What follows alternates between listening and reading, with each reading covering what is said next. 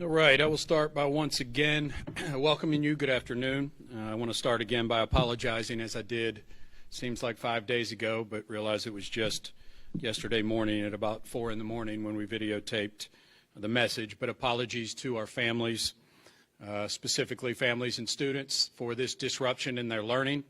First day of school is extremely important. And, you know, it is important to say this. I mean, we saw so many great things happening in schools.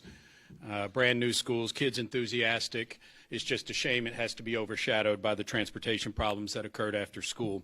So once again, our apologies to our families, our staff, our students, our bus drivers. I just recently met with bus drivers, a group of bus drivers, made sure that they knew, and I hope the community knows. In no way are we saying that the issues that we have faced are issues with the bus drivers whatsoever. They worked extremely hard, and we are working to make a much better experience for bus drivers as they move forward. You know, the change process is challenging. There is no doubt about it. I said it in my video. The amount of change we are taking on is unprecedented. It is not something that I say is an excuse, but change is hard. And we've had a whole lot of people have to change the way we do things. And what that has meant is it's brought up some issues that we've had to deal with. Quite candidly, we should have anticipated those problems better than what we did, and we did not do that. And once again, I say that's on me and my team. So, you know, we are fixing those right now. So we have been working towards some short-term solutions, some things that we want to get done to make efficiencies much better, to get our students back in school, and then also some long-term solutions that we will be working on to improve routes as we go forward. You know, some of the challenges that we are facing, without a doubt, we're operating right now on about 400 less routes than we did nearly 8 to 10 years ago. And that is immense. And so about 10 years ago, I was a principal. We had over 900 routes in our district at the time. Right now, we're down to about 575, there in that range, a little over 550. I don't have the exact number. But the point being there is how many routes we have dropped as a result of transportation shortages with bus drivers. And that has really stretched us very thin. Obviously, we couldn't, as I've said before, we couldn't continue to do what we were doing before. And so making this massive change was an attempt to make sure we could get every kid to school at the right time. We had way too many kids missing school, and I've documented that many times. But that has definitely stretched us very thin. We're working on 2 student assignment plans right now. So we are working on a student assignment plan, the former student assignment plan. We're working on the new student assignment plan for K-6 and 9th graders. So we may say that is too much to take on. For me, it felt like it is something we have to do to make sure that we can meet the needs of our kids.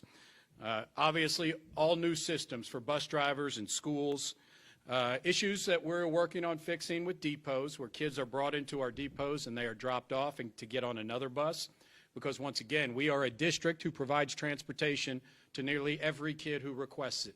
We have never been a district who denies transportation to certain kids if they choose a school that's outside of their neighborhood or community. And so we could argue that, but that's something that we have not done. And so when kids come to depots, they have to get on another bus. If one bus is late, the depot then waits for that bus to show up so that all kids can transfer buses. That has led to some time challenges as 10, 15, 20 buses at a depot wait for 1 or 2 buses to come in. But they are things we can fix, though, and so we are addressing those as we move on. It's also been a big challenge talking to bus drivers. Bus drivers told me about this. Our kids not really being very clear about what their bus stop is, which is something we've got to work on, and that's on us to work with our schools, or parents not meeting their youngest child at the bus stop, which means often they've had to turn around and take the child back to school. When you have 3 start times now, or 3 main start times, a 2:40, a 3:40, and a 4:40, or excuse me, end times of 2:20, 3:20, and 4:20, what that means is anytime you have that situation, it backs everything up. And that, especially on the first day, when you have a lot of children, young children, who may not be confident about their bus stops. So once again, I said I met with bus drivers. We've identified over the past 24 hours, a list of efficiencies we are going to make short term, and once again, I'll say long term, we are going to work to make sure that we look at routes with our bus drivers, with our compound coordinators, to make sure that we can be efficient. I believe we can be very successful with our new start time plan. I don't think the start times were the issues. We have a lot of other issues that we have to fix around transportation. So moving forward, I want to be clear to our families. I've been asked this question. We are in no way considering NTI. And so that has been a common question around NTI. I will say this again. We have 10 days we can use for NTI for the entire school year. There is no other way around that. Those will be reserved for the real snow days that could occur in the wintertime. And so once again, families, there has been zero discussion about any instruction on NTI whatsoever.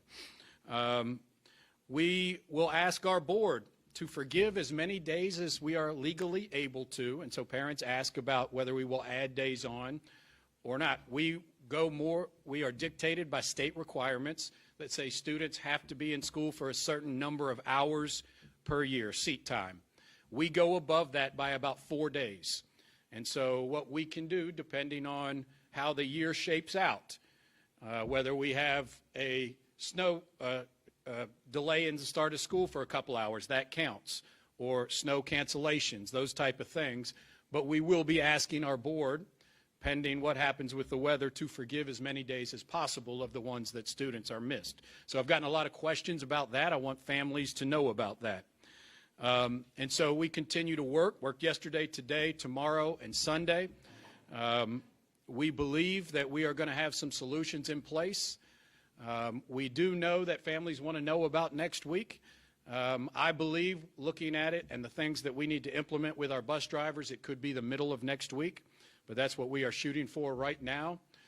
We will have a final decision on that in the next 24 hours to give parents plenty of opportunity to do that. But what we want to make sure that we do, without a doubt, is when we come back, yes, there are still going to be challenges, there are going to be delays, we're working in the same system, but it's going to be much more efficient, and our communication will be much better with families and schools. And so we want to make sure we get that right before we put the kids back on a school bus again. And so that is probably the timeline we're looking at. We've got some more work to do this afternoon and tonight before we make a final determination on that, but we'll be getting some information out to families about Monday and Tuesday over the weekend, hopefully by Saturday at the absolute latest, so families know. And so we know that it's been a challenging time for families. It's been a challenging time for us as a district. And, you know, in the end, I do believe, once again, these will be positive changes that impact student outcomes for JCPS.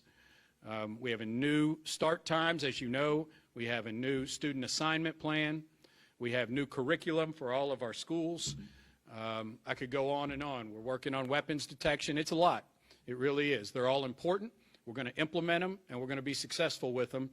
I would like to say, you know, once again, if I could go back and do some different things about this, I definitely would 2 or 3 weeks ago.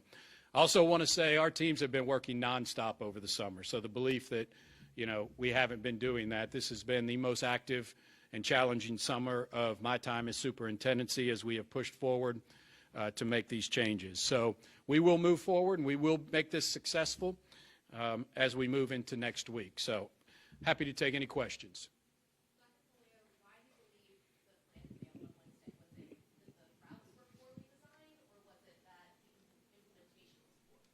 I put it more on implementation. I mean, I think there are some challenges with the routes. There's no doubt about it. I'm not going to put it on the company they're working with us now. They'll be in town tomorrow with us. So, you know, I talked to them this morning. You know, there are some things, for instance, and this is whether you say it's implementation or the company. The software says it is X amount of minutes from this stop to the next stop. But what's not built in is what happens if a parent's not at that stop and the bus driver has to wait 10 minutes or drive back to school at some point. So that, you know, those are things that may not have been built into it. I cause those implementation problems that we should have addressed, and we did not do that. I think the things around the depots that I told you about, like the waiting for. We've got to do much better about finding ways to address one bus who may be late into a depot. We've got to be better at our schools of making sure that our kids know what their bus stop is. And so if, you know, and this is a first day of school problem. It has always been a first day of school problem. A kid gets on a bus, you know, and they're not sure, but the bus driver passes their stop and the student says, wait a minute, I'm supposed to, and now the bus driver has to circle back around, take them back to their stop, and then that then takes the whole thing off schedule.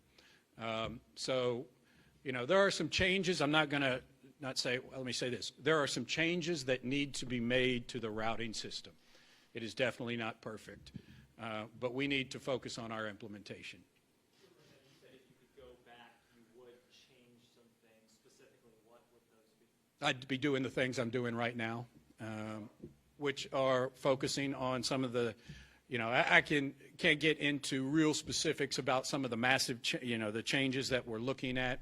For instance, we are looking at ways in which if a child is on a bus and the parent is not there, instead of the bus driver returning to a school, we would issue someone in a board vehicle to go assist that bus so the bus could then go on their way.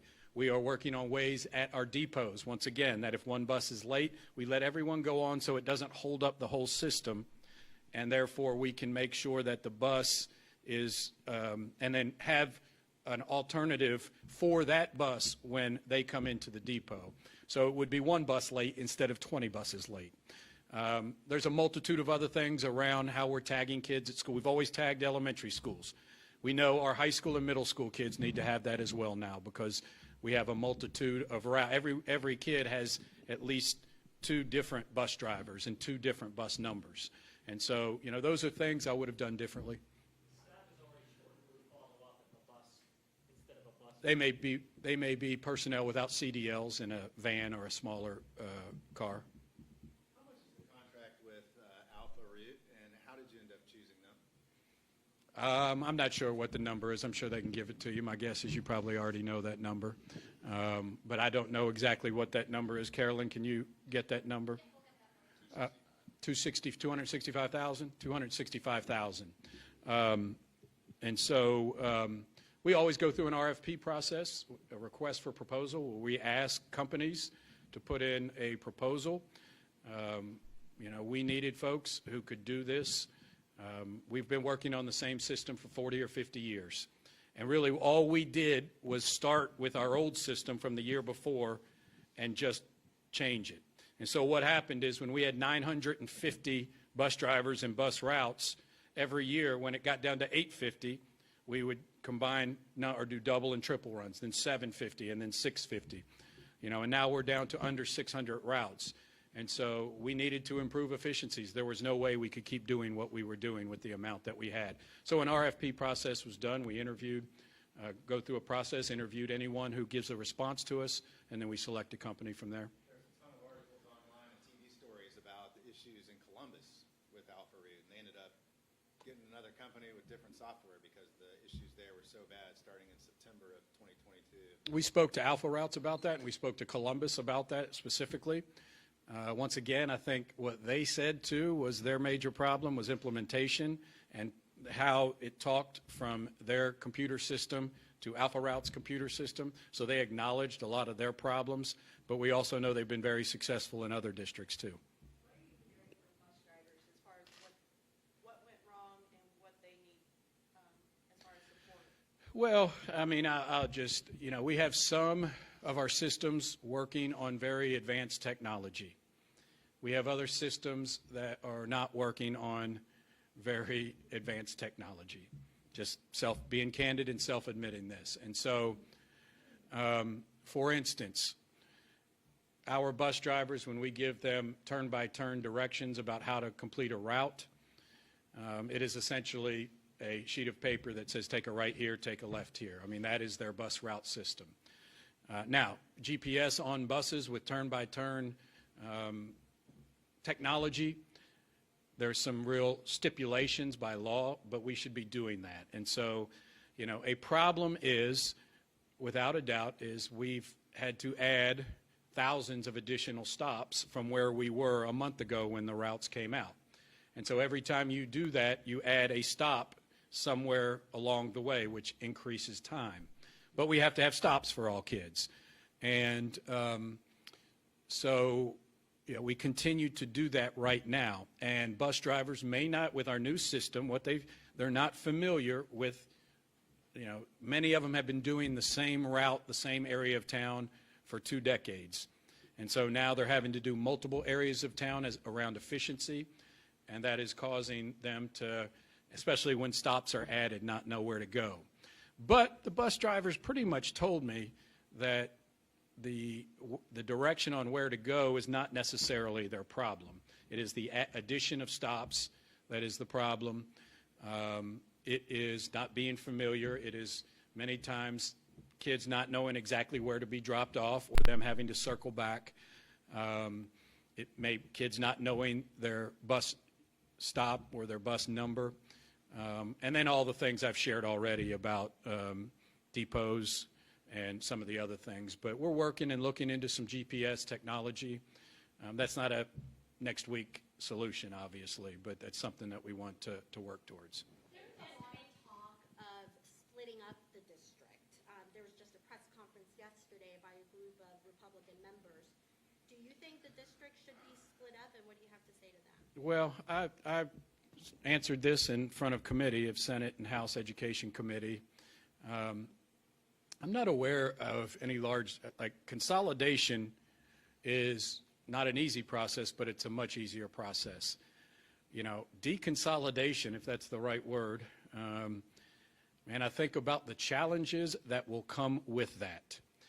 And so I've talked about the difference in this city demographically and socioeconomically. And with the how we would split up a city so that districts would not be 100% destitute by property assessments or, or very, very low property assessment and very, very high property assessment would be an enormous challenge, number one. Number two, peeling apart how the district comes apart. So first and foremost, if you said we got to do it in 2 years, every student at Manual has to go somewhere else in their own district. Every student in Mail has to go somewhere else in their own district. We have so many students who are crossing what would be their resides or their district line. Like, how would you possibly peel that apart? And I would be interested to know what the families in the traditional program would say if there is no tradition. So now you're going to have to build 3 traditional programs if that's what the families want. You have alternative schools that we have. Every district has to have those. So instead of 1 or 2, now you're going to have 4, 6, or 8 of those schools. How long is it going to take to build those, and how are you going to? You're going to have 3 transportation systems. I mean, I don't want to say it's not possible, but I think it would be the most disruptive thing to this community. And I will say once again, I think especially students in high poverty areas would suffer more than anywhere else as a result of that. That's my opinion. You said part of the problem was implementation. For example, you spoke just now of the calculation if parents didn't show up wasn't accounted for as part of the plan. Who does that fall on? Who should be held accountable for those issues not being caught? Or were they caught and those concerns fell on deaf ears? Yeah, well, it's always been an issue, so it's never been an issue. First day, that's why first day is always so challenging. And so, once again, I said it from the very beginning, I take responsibility for it myself. But without a doubt, our transportation department and team in operations should have seen that and should have known that the times were too close, because especially on first day, you're not going to have a perfect situation. There's just no way around it. And so it falls on us. Can you estimate the total number of students who were experiencing major delays in getting home? Like the totality of this, roughly how many students do you think were impacted by all those delays? Well, I mean, any first day, every single bus is delayed. I mean, there are very few buses that aren't delayed on the first day of school. It was more this year. But major delays, like hours getting home. We are right now running that data with our compounds to see exactly what those numbers are, you know. And so, yes, it's not only the kids that got home at 8:30, but it's those from the 2:20 time who, or 9:30, or didn't get home till 5:30. So we don't have that number right now, but we know it's a significant number. I'm not going to duck away from that at all. What would you say to parents who, Since Wednesday? What's that? Have any bus drivers quit since Wednesday? No. what would you say to parents who believe you should resign? What would I say to parents? I say, well, I mean, that is obvious their opinion, and, you know, it is a situation where, once again, I have been tasked to lead bold change. And so that's what I'm doing. It comes with major challenges. I've taken responsibility for that, but going to keep doing that work until either I decide I'm not going to do it or the board decides that they don't want me to do it anymore.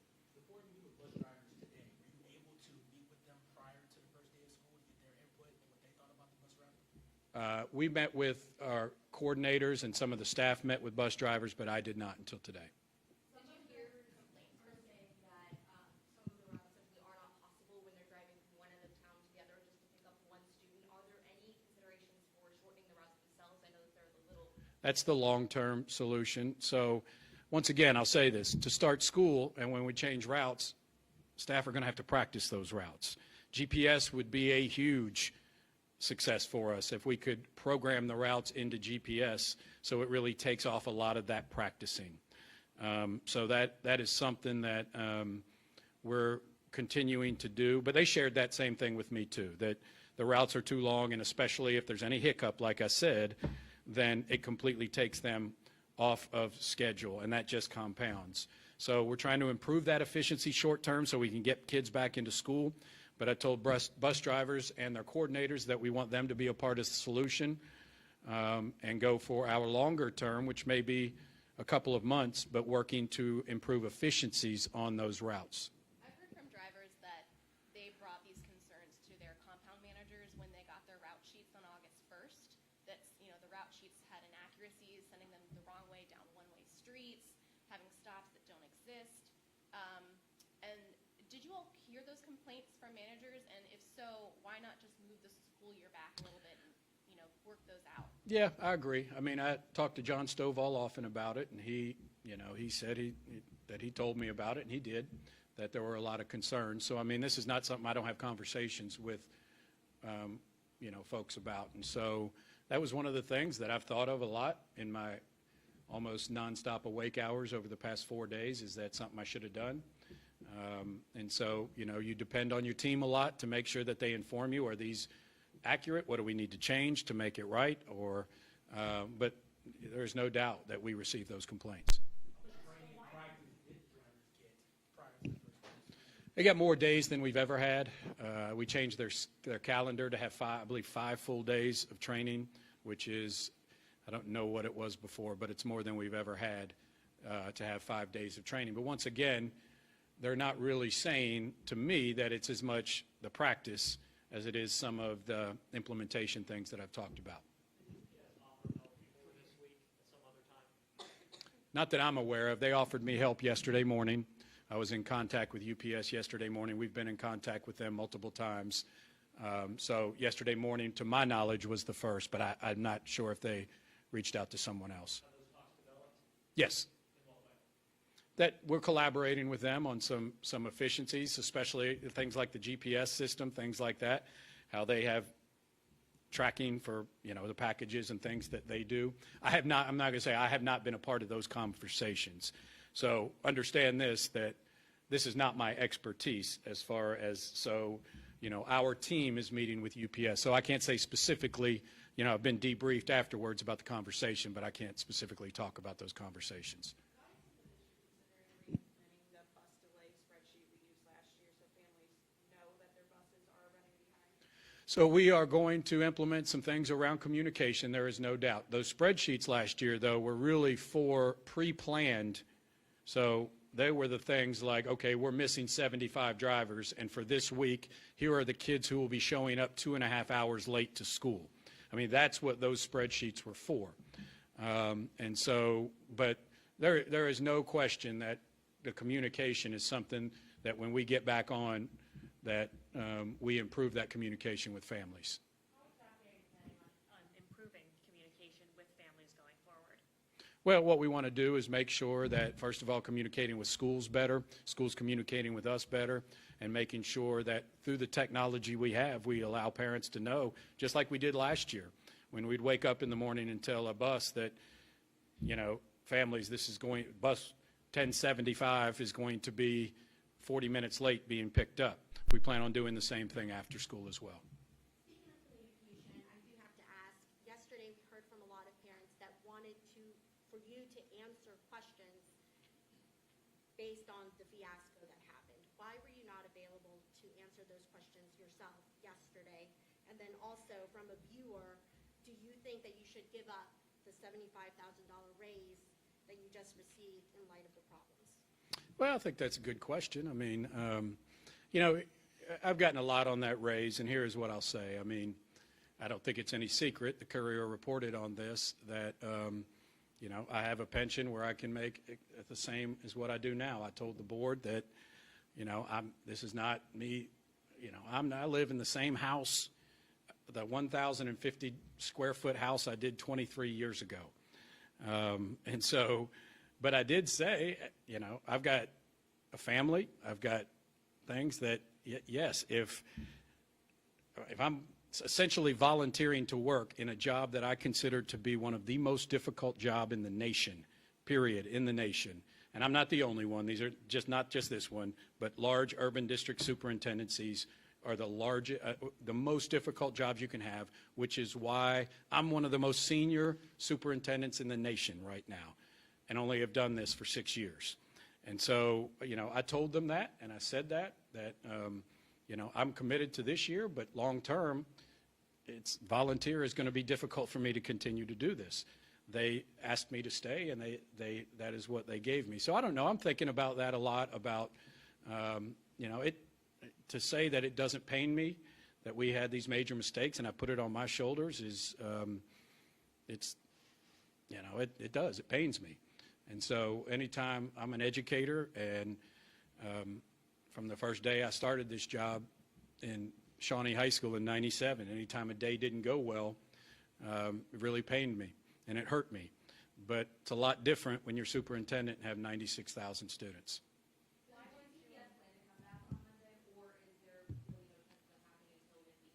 It's not likely, I'm going to say that. I mean, we still have a lot of work to do. We'll be working Friday, Saturday, and Sunday. But we are anticipating more middle of the week. To the bus drivers who felt they have not been heard through this change, what can you tell them right now to assure them that may be the case? Well, first and foremost, I met with a team of them this morning, and I asked them, I said, you know, I can't meet, obviously, with a room of 600 bus drivers, so I need representation. I told them that from this point moving forward that I would be having a standing meeting with them once a month so that we could discuss and talk about things, and that they have representatives that they can take their issues to and they can bring them to me. So we talked for about an hour and 15 minutes this morning, a lot about some of the specifics in this scenario and some of the specific, not so specific, more general concerns that bus drivers had and have had for a while. And so I need to do a better job of that. You know, we have so many role groups, many times that becomes challenging, and I have to give that to other people. And meeting with one role group, you know, then obviously it's, there's many role groups. But I have committed to them that I will be meeting with them on a regular basis to get feedback from them, and that our team will be meeting over the weekend with our coordinators to get their input. Following up on a previous question, why were you unavailable to take questions both from parents and media yesterday yourself? I think I've been pretty accessible to the media. I mean, over the past 2 weeks, I've done at least 10 of these. Well, if you are, what are you asking me specifically? What are you asking me specifically? Was there no media availability yesterday? We did not schedule a media. So if you are asking me if I was a dad yesterday, yes, I was a dad yesterday. If that's what you are asking me, my family has suffered a great deal from me having this job. I think that is really an unbelievable question from you. It is. I'm answering the question.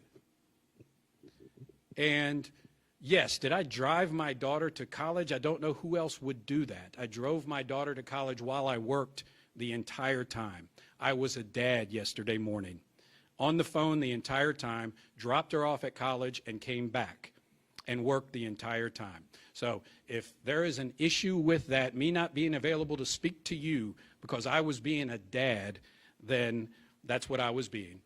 I was being a dad. And I will look back from that, and I haven't cried in 20 years. I cried when I dropped my daughter off at college yesterday and left.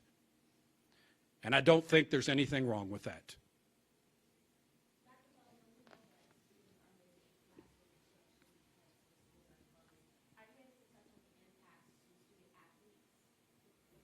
Yes, they are clear to practice today and beginning this week. That's always a difficult decision to make, is how do you ensure that if kids aren't in school, that they still can practice and play. So we held it out yesterday. We're allowing them to practice and play today and moving forward over the weekend.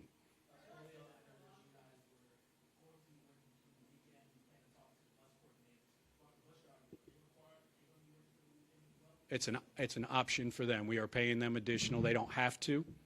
A lot of them said, I know my routes. I don't have to do it. But if that's what they choose to do, they will be paid for that.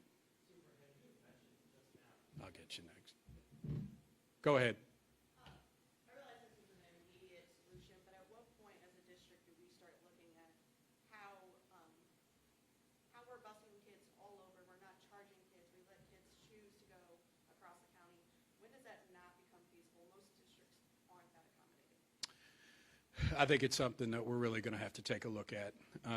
And I want to say this, and I want families to know this, that, this, and I don't think we quite understand this. This is a district where we provide transportation to nearly every student who wants it, no matter where they go. That has stretched our district to absolute capacity with the drivers we have. When we had 950 bus drivers or in that neighborhood, it was feasible. With 400 less bus drivers, it is not feasible. We approached that solution last year. There's a couple of options that other cities have taken in. You only transport free and reduced lunch students. You only transport students to their reside schools. And so if you are going outside of your community, you have to provide that transportation. Right now, it is important to note, for the most part, not all of them, but for the most part, the long bus rides are those that are choosing to leave their community and go to a school outside of their community. And so to answer your question a little more succinctly, if the trend continues the way it is, yes, those are going to be options we're going to have to explore. Go ahead. Students and high school students going to remain on the same bus routes going forward? I'm not aware of that situation. I'd have to ask our folks in transportation.